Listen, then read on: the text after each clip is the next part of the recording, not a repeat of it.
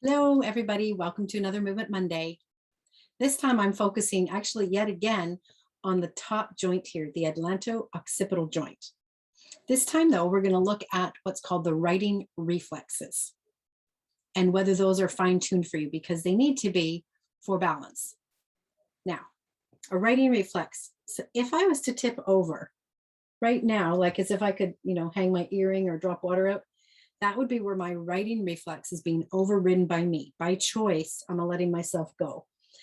So like in dance, if I was taking a side port de bras and I'm letting my whole spine go, including my head, I'm overriding that writing reflex. The writing reflex is there to keep the inner ears balanced and the fluid in their level, as well as our eyes level. So here's the writing reflex. I start to tip over and my head and neck, without me even consciously thinking about it, makes adjustments in order to keep my eyes level and my ears level. Okay, so do this with me as you're watching. Here I am leaning from side to side, and yet my eyes are staying level. Now, when I do it in a gross movement like this, it's very easy to see. It's actually still hard to feel because it's a reflex. You can't really feel it happening. But my suggestion to you, helping for your dancers, is to do little ones, little tiny movements. We do so much training on using the head, getting the head to go with us, lifting the head, all that, that I feel sometimes we train out almost our writing reflex. And then those little changes, the little tiny adjustments right up at the top there can kind of, I don't think they disappear, they're reflexes.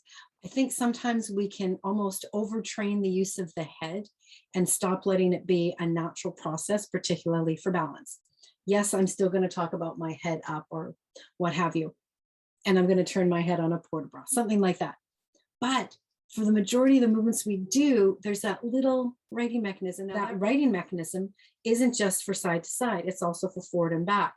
So if you're working to bring back the curves of the spine, the resilient curves of the spine, and I hope that you are, then part of that is going to be that when my curves deepen, it doesn't mean that my head goes up or my chin goes down, but that there is a change again at the very top joint there to allow to keep my head on the horizon.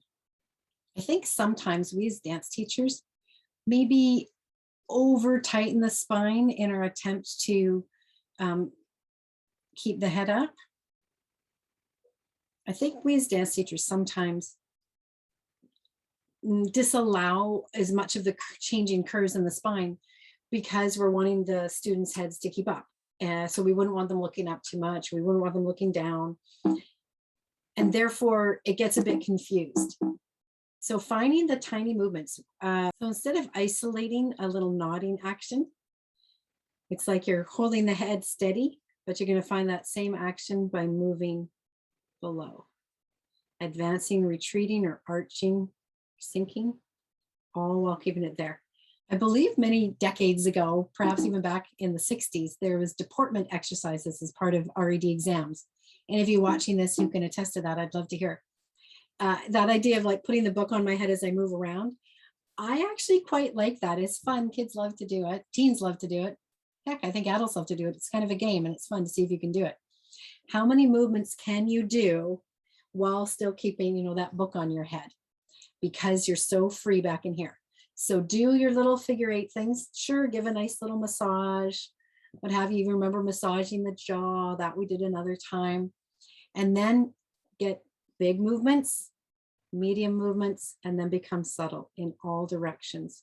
And check that that writing mechanism is there for you and that your dance training is not overriding it and taking it out of your movement vocabulary.